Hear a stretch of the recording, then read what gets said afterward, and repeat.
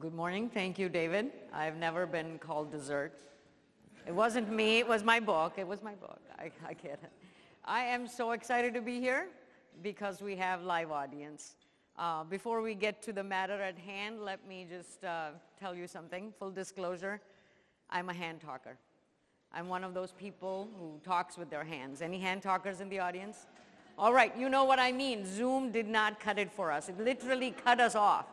And that's why I'm very excited to be here. Hands down, this is the best way to go about it.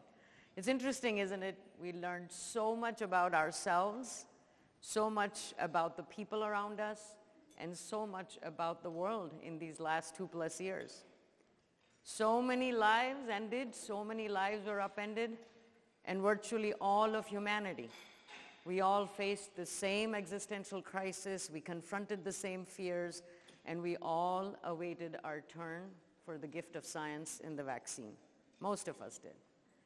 And science was in the public discourse, and scientists were center stage in the evolving story of the pandemic. So I am very excited at the opportunity to be able to share some of the work we're doing in the global public perception of science and why it is important to advocate for it. So, what do you think? Has the public perception of science changed since the pandemic? Yes, okay, we got some yeses. Do you think it has become more positive or more negative? Interesting, isn't it? I see both ways. I see some of you arguing with yourselves because you can easily argue either way. Well, let me tell you. I'll give you the punchline because otherwise you would fast forward in your Zoom meeting. Science is actually having a moment. So you can see here, before the pandemic, science skepticism was steadily rising, but during the pandemic it went down, and trust in science and scientists is the highest it has ever been. So most of you are thinking, okay, that's good to know, because sometimes you hear from and you hear of a very vocal minority. So it's good to know that science is having its moment. And you have all these questions, including, what is this survey and why is 3M doing this? So for those of you who weren't here last year to hear my good friend Olester, I'm going to explain what we're doing here and take a step back. So science is important to us at 3M. It is our most distinguishing characteristic. It ties our businesses together. And it's the foundational strength behind our brand, science applied to life. And our purpose is to unlock the power of people, ideas, and science to reimagine what is possible. That is exactly how we are able to advance companies, enhance home, and improve lives. And as David talked about, really spur the innovation as you see our products. It's fun to hear about things that people can build with them, including the blue tape. And science is also central to our sustainability framework at 3M. So when I go to work, my projects are either about science for circular, science for climate, or science for community. And we have had a long-standing commitment to STEM initiatives in the communities that we operate in. Just in 2021, we gave $43 million in cash and donations for education initiatives. In 2020, our CEO announced a $50 million social justice fund. And a big part of that was also the STEM equity piece. So why is equity important? And I know most of you know this, and so we don't have to talk about it. There are many, many, many reasons why it is important. And one of the main reasons in my mind is we have a whole host of challenges that we face as a society. And we are not going to crack the code to a really sustainable future if we all look the same, if we all feel the same, if we all think the same. And for that matter, we can't all be from the same community, we can't be from the same college, and we can't have the same background. We really need that diversity of thought to creatively solve for the challenges that we face. We need the holistic thinking to work alongside the mechanistic thinking. We need a lot of traditional approaches that can be integrated with modern techniques. We need a lot of dialectical thinking to complement and balance out the linear thinking. And that last one is personally very important to me. Dialectical thinking is very core to indigenous African and Eastern philosophies. Dialectical thinking at its core is about understanding the rich context and accepting the inherent contradictions and then working with a balance and compromise. And we all know that is so much needed. And that is why there is so much emphasis in equitable representation in STEM. So we at 3M, we are aligned with the Sustainable Development Goals. We are committed to inclusive innovation. And we want to build a more positive, diverse world with science and invite others to join us. And so we were very interested in understanding what the public perception of science is. We care about science. Science matters to us. But what does the global public think? And we couldn't find any surveys that were recent in nature and global in nature, so we commissioned one. In 2017, we went to 14 different countries, 1,000 respondents per country who represent the Gen Pop demographics representation of that particular country. And it was very interesting what we found about what people thought about science. So those of you who haven't heard this before, are you ready to hear what the public thinks about science? All right. Nearly 40% said if science didn't exist, their lives would be no different. Ah, the collective gasp. You asked for it. 40%, 4 out of 10 said that. And 32% of the people called themselves science skeptics. And in this population, 6 out of 10 said if science didn't exist, their lives would be no different. Now get this. What were they taking their surveys on? Their laptops and mobile phones. So you see what the problem is. Science is invisible, science is underappreciated, science is taken for granted, and that is the problem. People are not recognizing that all this gadgetry that they hold in their hands, the cars they drive, the microwave they warm up their food in, all of that is fundamental science and application thereof that has given them these benefits. Some of the other things. Excitement was stronger for science when it was a subject in school. As an adult, I don't need to understand science, people said. Only geniuses can have a career in science. So thank you, Albert Einstein, but no thanks. Because who do you think something like that is going to deter the most? Exactly those who are underrepresented. And no surprise, women trail men in the positive sentiment for science across the survey. And in questions like, do you think you can have a satisfying career in engineering, you can see the disparity. And I stand before you, a scientist, an engineer with a very satisfying career in STEM, so we have a lot of room for improvement here. And it's very interesting. I don't care about science, and you go do kids, you do science, okay? How does that work?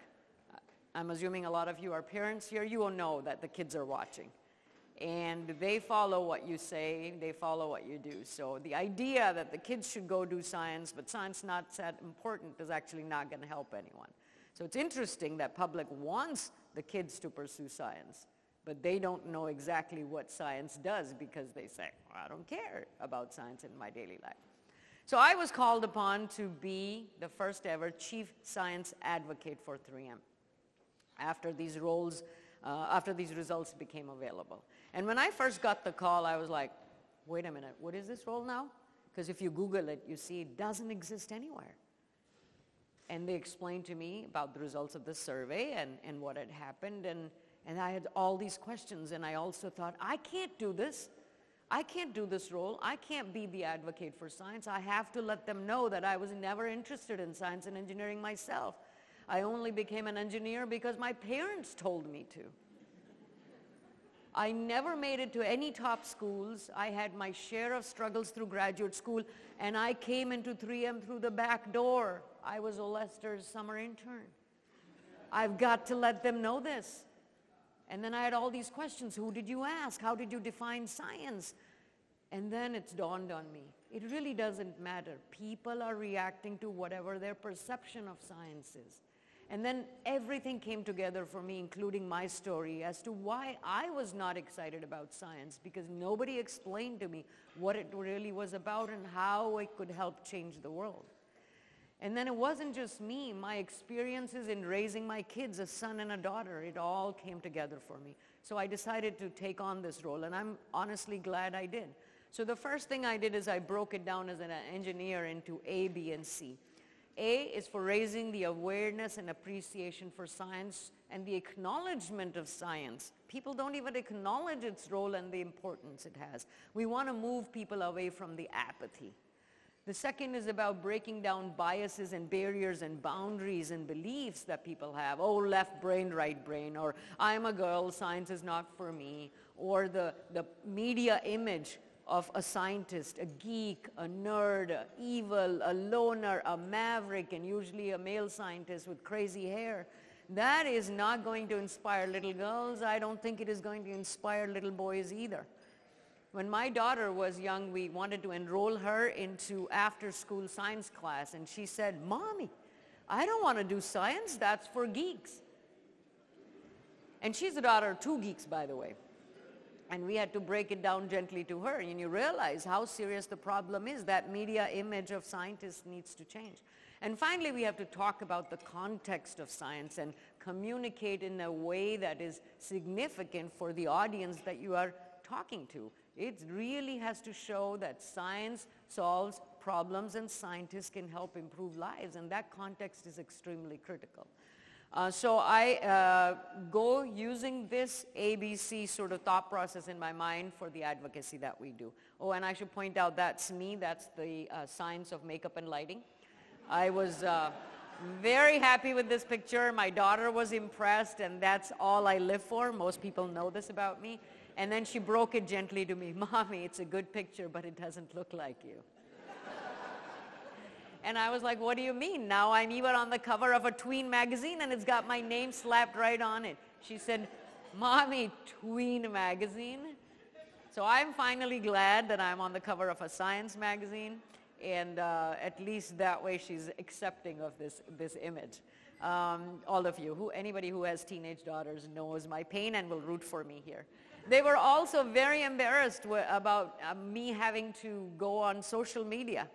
And they tried to tell me, no, you don't need to do that, you don't need to do that. I said, no, but my job is to communicate. And I have to find ways to communicate, and I have to be on all this. And I think I understand now. They were embarrassed that I would embarrass them rather than being worried about me. So yes, communication is key.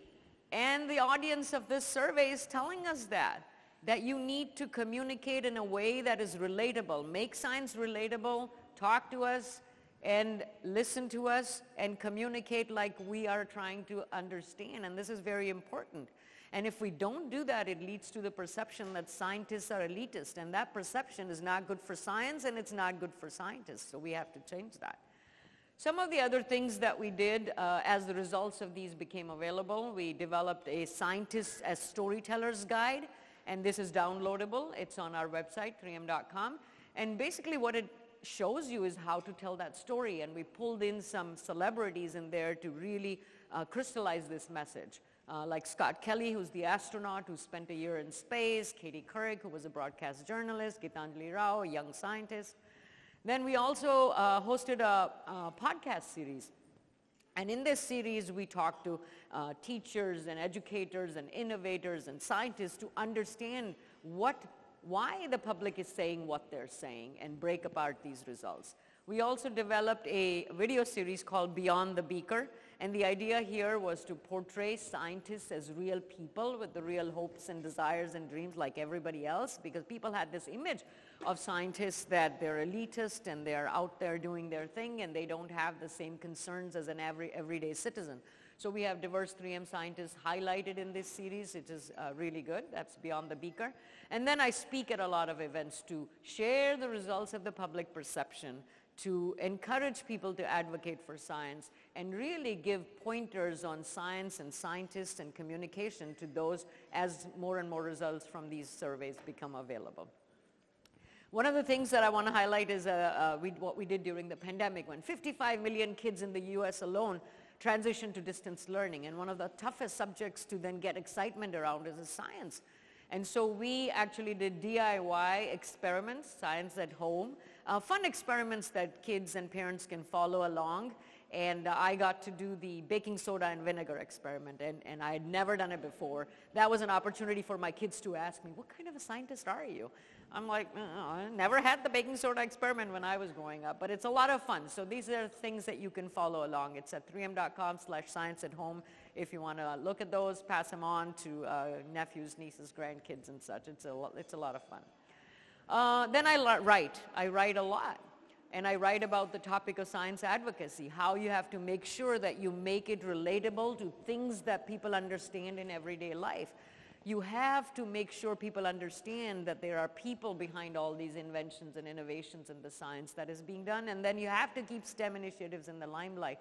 Otherwise, people take it for granted and it becomes underappreciated because we don't talk about it. And I also write about the topic of underrepresentations of women and minorities and girls in STEM. And this is very important. And the way I like to talk about it is that it's time for some steam cleaning. We have to shatter the stereotypes. We have to tell the wholesome story about science, not about what you're doing, but why it matters. We have to provide exposure and encouragement. And then men have to be allies and advocates. This is not a zero-sum game. We will all benefit from it. And finally, there are things that just don't change if you don't put metrics and measures in place, and that is important, and we have done that at 3M.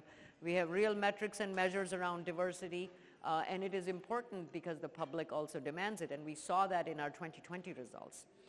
So in case you're wondering what happened to the public perception when the pandemic hit, we were actually able to go to 11 countries and do a pandemic pulse. And it was very interesting. Suddenly, science was in the forefront. People understood that you needed to follow the science to get out of this pandemic. And people are saying that there are negative consequences to society if people don't follow science. Very interesting. We also saw that healthcare remained a priority, but look at the other things.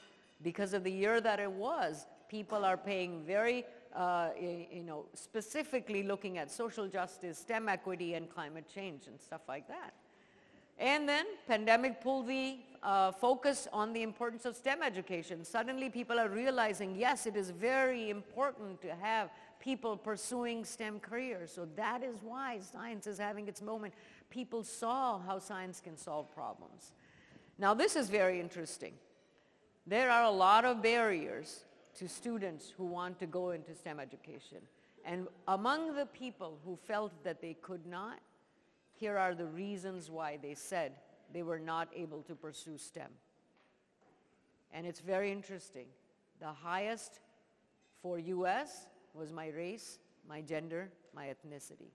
So we as a country have a lot of room for improvement in this particular vector. So the way I like to say it is 2020 became the year to stem skepticism. And the reason for that is because these four relationships became very evident. And now people are primed, and we really need to advocate for that inclusive innovation in the science area. So first is science of health for the health of science. When healthcare is involved, science gets personal. And so people saw, and they were able to get pulled into science because it was an everyday important thing for them. And this is very interesting. It also allowed us to build a healthy relationship with science, that it relies on data and discussion and debate and discourse, and that is exactly how the scientific process works. And the more we can educate people about that, the less it will have the ability to be politicized. So that was very important that it became evident that people got interested in science when it became personal. Second is the technology and sociology of trust revelations. A lot of our data showed that people still trust science and scientists. And so this is a great opportunity for science, scientists, and science-based organizations and corporations to become active and accessible in their advocacy for science to bolster that foundation of public trust, which is so critical. Third is the engineering of sustainable solutions. Do you remember the picture of the dolphins in the Venice Canal? And the Himalayas were visible for the first time from where I live in so many years. When humans took a pause, suddenly people realized, oh yeah, we do have an impact on the environment around us. And that is why suddenly people started seeing the connection with the environmental sustainability challenges. And what is very interesting is science can solve for this pandemic science can solve for sustainability challenges, we can make that connection for people. And this is really important because it's a win-win. The people who are the most excited about working on solving these sustainability challenges are exactly those who are underrepresented. And I'm not making this up. There's enough research to show that underrepresented minorities have pro-social and community-oriented goals. So that comes together very nicely to show that you can solve for sustainability challenges. So come on down, come to STEM areas. And finally, the math of equality and accountability. Everybody recognizes the role of government, but our data shows that people believe that the maximum benefit happens if people come together. Governments, corporations, organizations, NGOs, and down to the individual. When we all come together, there's a multiplier effect. We bundle our prayers when we come together. And this message of having this human context behind science really resonates with me. I already told you I didn't think I was the science and engineering type. I actually grew up on the campus of a prestigious university, which was the oldest engineering institution in all of Asia. My dad had a PhD from England, and so we had spent a few years while he was going through graduate school. Everybody around that I grew up with was a STEM professional, and it was understood. There's a college in town. Both kids, my brother and I, will become engineers, and that's why I was pushed into engineering. I never thought that I had what it took to do science, and frankly, I wasn't ever excited about it because I just didn't think how it related to my pro-social goals. I have to say this, when I became the chief science advocate, I wanted to bring my message and my experiences and my background into this role. And I wanted to say that for a kid who started out not thinking that they were the science type, I've done all right. I'm at the highest level that you can attain at 3M. As David mentioned, I have been inducted into the Carlton Society. I'm the first woman engineer to ever be inducted. In 2020, I also received the highest achievement award by the Society of Women Engineers. I have 76 patents to my name. And for somebody,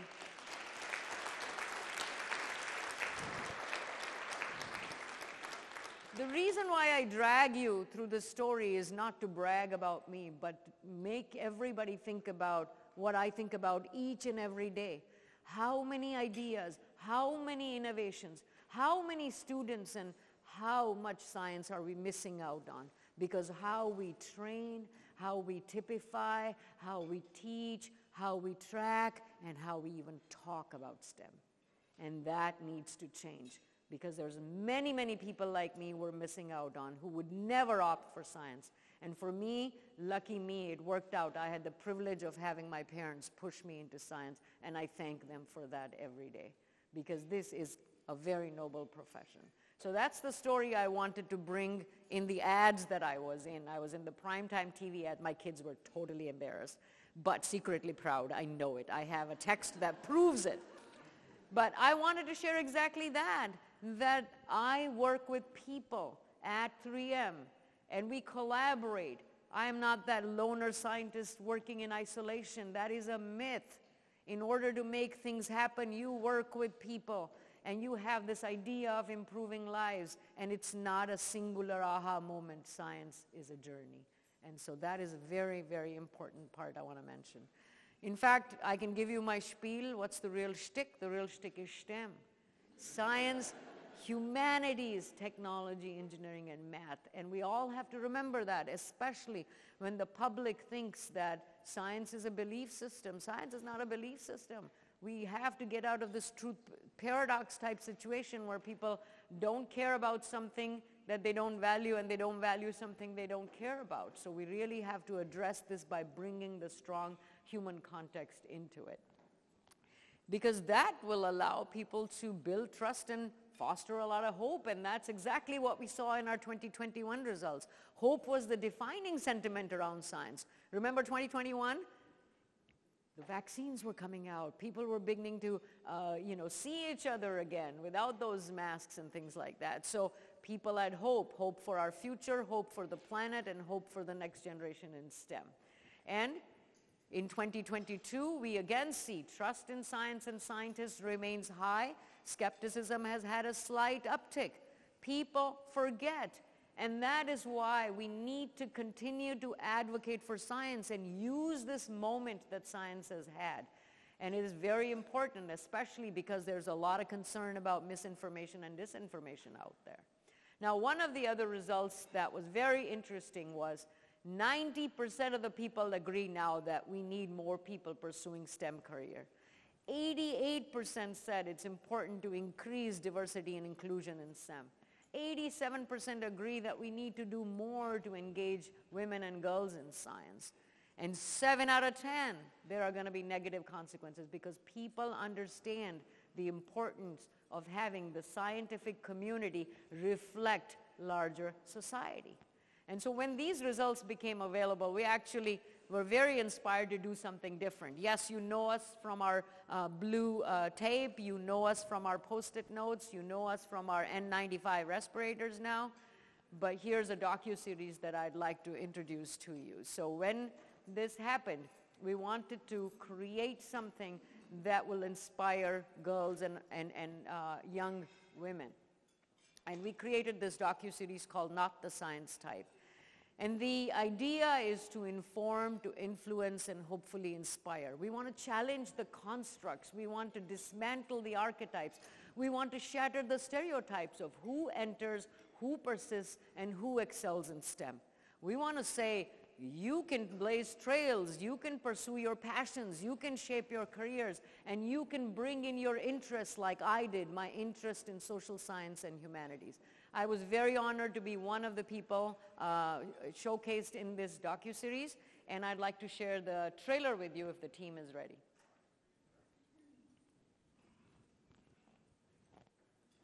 There's a stereotype of scientists. One, that they're male, and they're boring, they don't dress well, and they're like very awkward.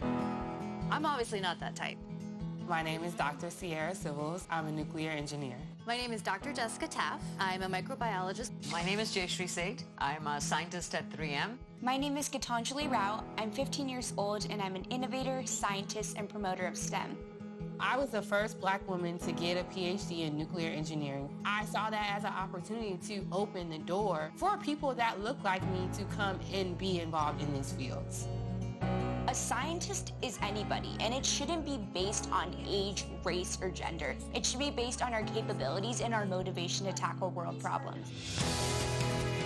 I want to tell the next generation of STEM students that you don't have to be what people expect from a scientist. The more stereotypes we break, the better outcomes we're going to have because we invite more people into the world of science. We need every diverse perspective in order to solve problems. Wherever we go,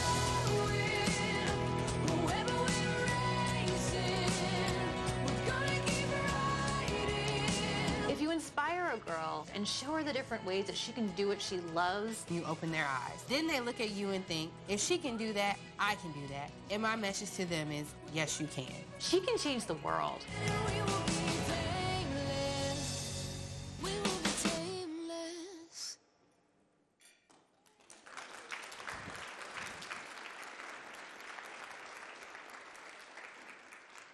It's a wonderful docuseries, 8 minutes about each section, and I have to tell you, it was premiered during the Tribeca Film Festival, and we even made it to the Sundance Brand Showcase.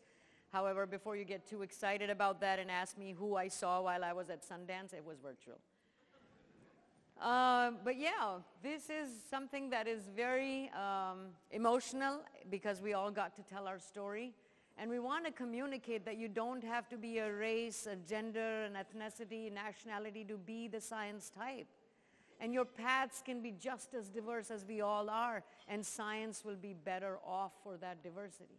Science needs you to be you. And that's the central message in this movie that we wanted to really communicate and inspire others to join us in the pursuit of science and sustainability goals that we're aligned with. So why is there such an issue to getting that equity? And we have to look at across the spectrum to understand that. It starts from encouragement and exposure and environment and the sense of empowerment that individual child feels, the social identity crisis that people can have when they look at the stereotypes that abound. And so we have to work across the spectrum to solve this problem. And the reason to solve this problem is because it impacts the talent pipeline. It impacts the talent pipeline of companies like 3M and the companies that you work at and the companies that you may start, that you may join or you may run someday. And we need to have that diversity in there, because environments that have no diversity are like closed-minded echo chambers, and the same voices will continue to reflect and reverberate. And guess what? Problems will get defined with a narrow, narrow point of view. And we have all seen that there is a need for a broader perspective and social context for science. Science as a more inclusive community and science as a more diverse space. We have all seen that. It's not a nice to do. It's a must do. It's a matter of our survival. It is a matter of our survival. And we have seen what can happen. Science will get rejected. Technology will be obsoleted. Products will not be trusted, because it's no longer just about the science and the practice of it, but also who are the practitioners. It's not just about the policies, it's about the politics. And it's no longer just about the people. It's about the perceptions they hold and the action or inaction that can result, and we all saw that. So we have to work with a whole multitude across the spectrum. And it can be parents and teachers and educators and leaders and community organizers and corporations. Everybody has to come together down to the individual. And I often get this question, so I leave you with 5 ways you can give your voice to the next generation and plant the seeds of STEM and watch them grow into well-informed problem solvers. Elder Hill talked about the science fair. Very important. You can organize those in your community. You can volunteer at the science fairs. Those are so critical in getting those kids inspired and the light bulb clicking, not only because they did their own experiment, but they saw other experiments. They saw other posters. That's how you inspire them. You can inspire kids so many different ways by asking them what problem are they trying to solve, and then engage in solving that problem with them, and really tap into their sense of curiosity and wonder. So yes, there are lots of others who should be doing a lot of things, but it is time for all of us to dig deep into our own pockets of privilege, however small they may be, but your own pockets of privilege, and do something to make sure you can give your voice to STEM. In fact, I'd like to close with my own attempt of creating community. This was in hashtag 2020, a year that will not be easily forgotten, especially for those who are from Minnesota. We all know what happened in our backyard. And that was a really tough time for people like myself. I'm an immigrant, and it made me really think about what is my role in all of this, and how systemic some of these issues are, and how little attention I have myself paid to it. So I educated myself on a lot of topics, and then I was really moved by this desire to do something. So I took a lot of the essays that I write, and I approached Society of Women Engineers, and they agreed to publish my book. All the proceeds from this book go for a scholarship for underrepresented minority women in STEM. And in fact,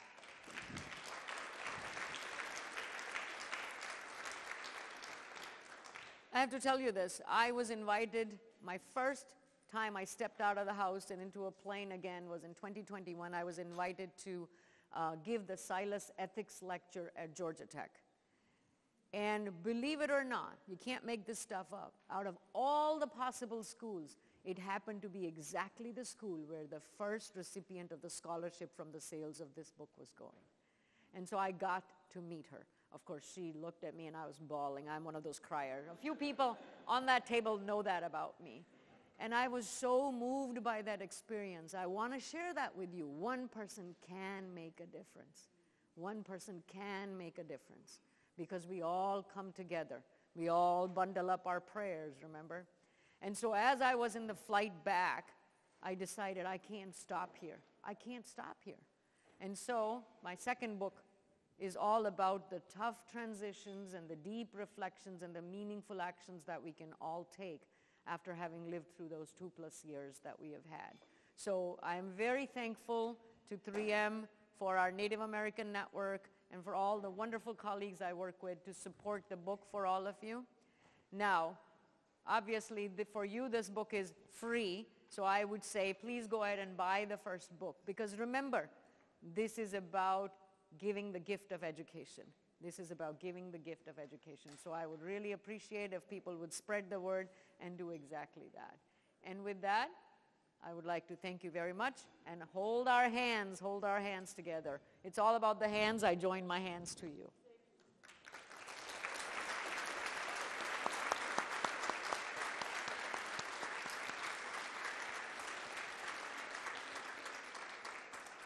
Thank you very much. Do we have time for questions? Yeah, any reflections that anyone wants to share? Tell us who you are and where you're from, and fire away. Hi, I'm Astrid Muriel. I'm a physicist with the Office of Science of the Department of Energy. So something that you didn't mention, but I mean, it cannot be avoided, is that if you do want to increase diversity, and especially the gender gap, you need to talk about childcare. You need to talk about per diems for interns, for students, for professionals that would like to follow this career. Because if you do not change society in that aspect, that you need, similar to how the military does, right? When you have a family, you don't have to beg for a per diem, it's just there, right? The same has to be done in all of the universities, all of the internship possibilities you may have throughout the United States. It's a discussion that has to happen. It has to occur if you really want to reduce that gender gap and increase diversity. Without it, it's just, we can teach as much as we want the kids, go to science, but the moment they got there, they need to be able to make it. Yeah, absolutely. I couldn't agree with you more. These are very relevant issues, and these voices haven't coalesced, they haven't been loud enough, and they haven't been heard. So we have to address all three. We all have a role in coalescing that voice and making it be heard.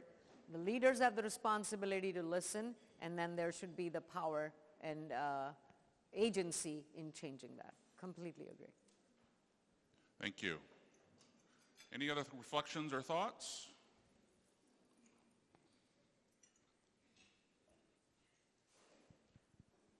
Good morning. My name is Mitch Chavade. I work for a company called Northrop Grumman. So I did my doctorate in organizational change and leadership focus. The dissertation itself was focused on recruiting and retaining diverse backgrounds. When I wrote that, my chair, for those of y'all unfamiliar, when you write a dissertation, you have a chair that tells you everything you're doing wrong. Or right, and sometimes, maybe. I used minorities in my entire first draft, the first 3 chapters. There's 5 chapters in total, 100-something odd pages. So she changed that language to minoritized communities. And it took me a second to kind of wrap my mind around it. We talked about it. And the purpose of her, if you haven't heard that terminology shift from minorities to minoritized communities, the minoritized communities focuses on the fact that we are minoritized, not we are minorities. There's a difference between the two.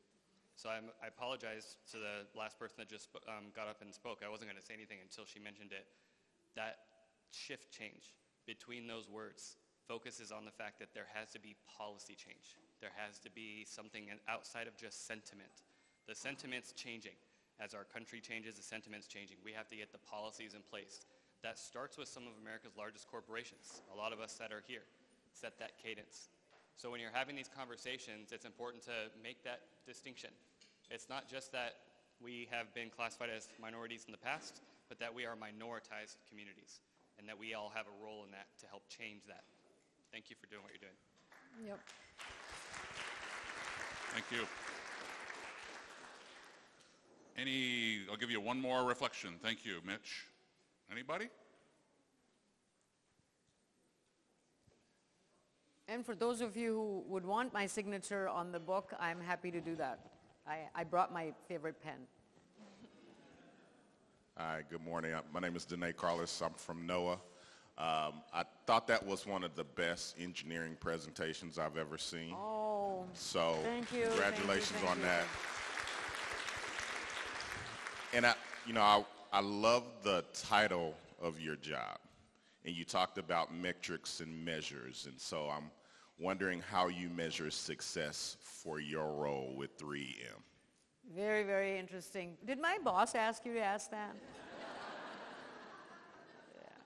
It's a very good question, and I will tell you this, the State of Science Index survey that we do and have been doing since 2017, it's easy to track how many people are going to the website, how many people are accessing that information, how many people are interacting with the tool.